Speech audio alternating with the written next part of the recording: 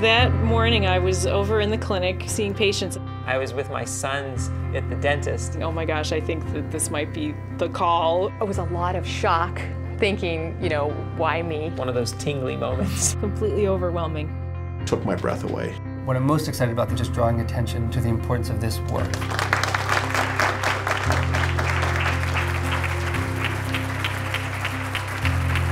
There are 39 physicians who have received this award, all over this country.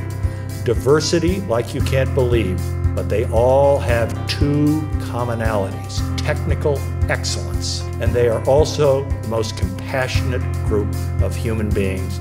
I'm so happy for you. I find it so inspiring to read the nominations that come in, exemplars of good mentorship. Many years ago, I heard Warren Jones, then the president of the American Academy of Family Physicians, use a phrase that stuck with me: seek a mentor, use a mentor, become a mentor.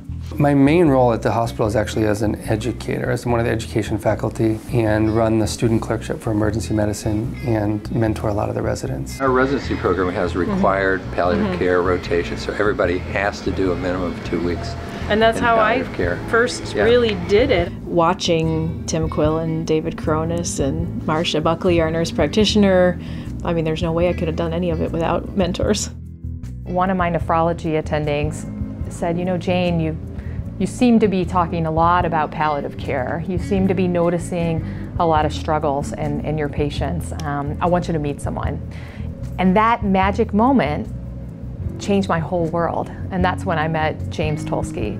And he was the director of Duke's Center for Palliative Care at the time. You know, when I was at Michigan State University, Howard Brody was the main reason I went there, so that I could pursue graduate work in medical ethics under his supervision. And I learned so much from Howard about ethics, not just in the classic sense of the complicated end of life or beginning of life type issues, but in the office setting. You know, there are a lot of ethical challenges we face daily in family medicine practices.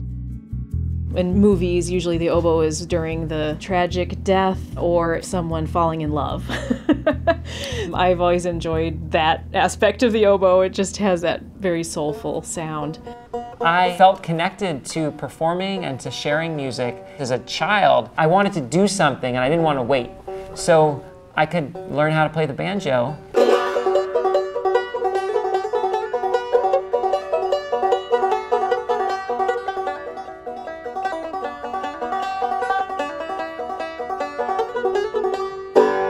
Terrific.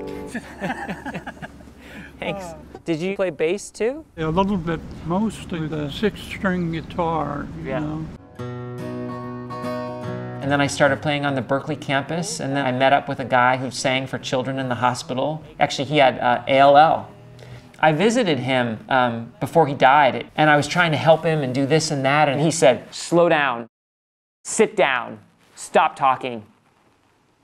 I'll tell you when I need something. Just because I'm sick and I'm weak doesn't mean I can't do anything. It just means I talk slower, I listen slower, and maybe I move a little slower. Deal with it. Sit down. And I was just taken aback. But Al really taught me a very important lesson around being people who are ill. Music was very much the natural offspring of all that.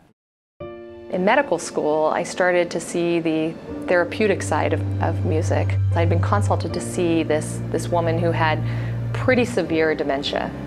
She was in the worst place in the hospital that she possibly could be. There was no windows around.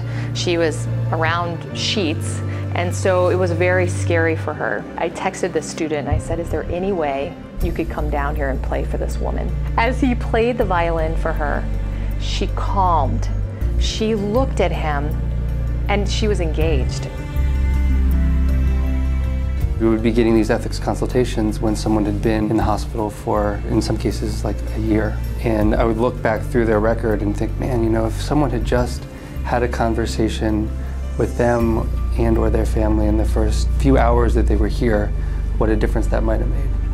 In the early 1980s, we dreamed of kind of wagging the dog. Wouldn't it be wonderful if at some point the humanism that we were bringing to end-of-life care actually transformed healthcare to focus back on the person, not just the patient's problems?